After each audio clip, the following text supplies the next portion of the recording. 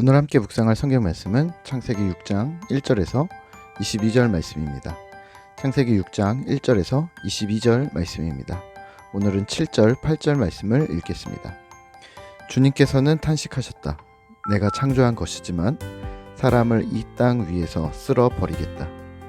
사람뿐 아니라 짐승과 땅 위를 기어다니는 것과 공중의 새까지 그렇게 하겠다. 그것들을 만든 것이 후회되는구나. 그러나 노아만은 주님께 은혜를 입었다. 아멘. 오늘 함께 묵상할 주제는 하나님의 눈입니다.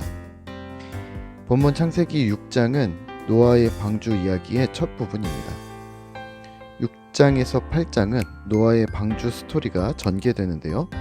6장에서 이미 스토리의 많은 부분이 진척되기 때문에 많은 포인트들이 있지만 오늘은 노아와 하나님의 관계에 대해서 간략히 살펴보면 좋을 듯 합니다. 노아는 어떤 사람이었을까요? 하나님은 노아를 이렇게 평가하셨습니다. 9절입니다. 노아의 역사는 이러하다. 노아는 그 당대에 의롭고 흠이 없는 사람이었다. 노아는 하나님과 동행하는 사람이었다. 아멘. 그는 의로웠고 흠이 없었고 하나님과 함께 걷는 자였습니다. 구약에서 메시아를 제외하면 노아보다 더 극찬을 받은 인물은 없습니다. 아브라함과 욥, 에녹을 포함한 거룩한 대표들의 선두라고 보아도 무방합니다. 에녹은 하나님과 걸었고 아브라함은 의로운 사람이었고 욥은 온전하다고 묘사하는데 이는 모두 노아의 성정 묘사에서 벗어나지 않습니다. 요즘 말로 하면 육각형 인간이라고 할까요?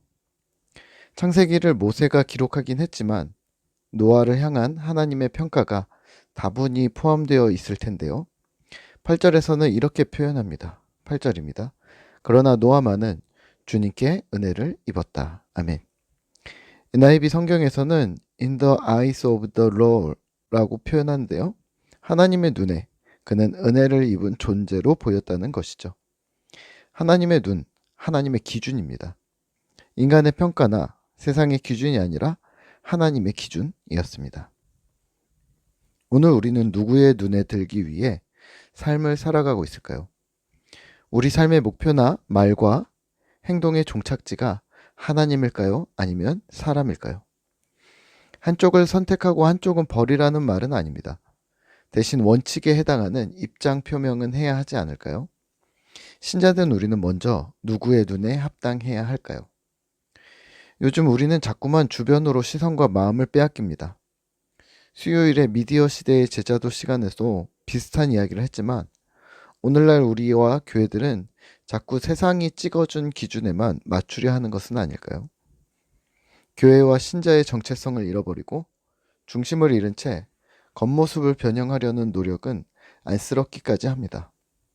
또 중심이 없어 이리 휘청 저리 휘청 거리며 불안에 떨고 있는 모습이 교회와 신자의 합당한 모습이 아닐 것은 분명합니다. 부탁드리기는 하나님의 눈에 드시죠.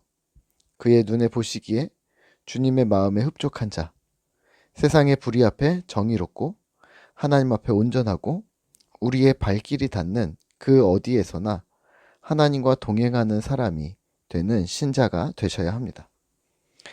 아이러니하게도 창세기 6장의 상황은 정반대였습니다. 당대 최고의 평가를 받는 인물이 있었음에도 불구하고 세상의 타락은 극에 달했습니다.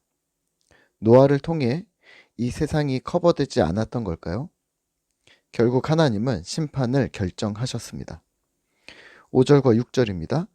주님께서는 사람의 죄악이 세상에 가득 차고 마음에 생각하는 모든 계획이 언제나 악한 것뿐임을 보시고서 땅 위에 사람 지으셨음을 후회하시며 마음 아파하셨다. 아멘. 죄악이 세상에 가득했습니다. 사람이 생각하는 모든 계획들이 포악했습니다.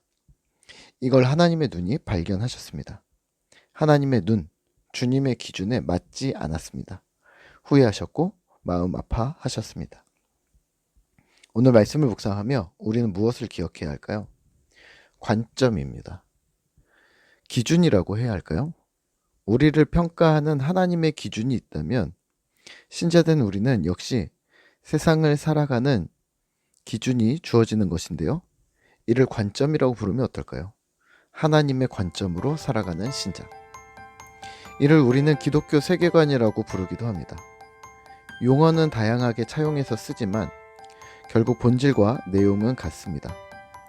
관점이 다른 세상 속에서 우리는 신앙의 기준으로 살아가기, 하나님의 뜻이 무엇인지 찾아가면서 살아가는 것이죠.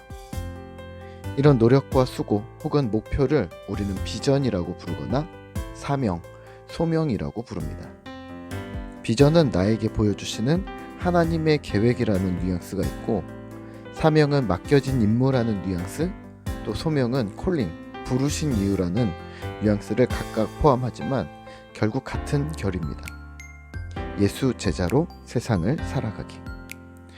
한 주를 열심히 힘을 내어 달려온 우리는 인생을 격려하고 돌아보며 더욱 주님의 뜻대로 살아가겠다고 결심하는 하루가 되시면 어떨까요?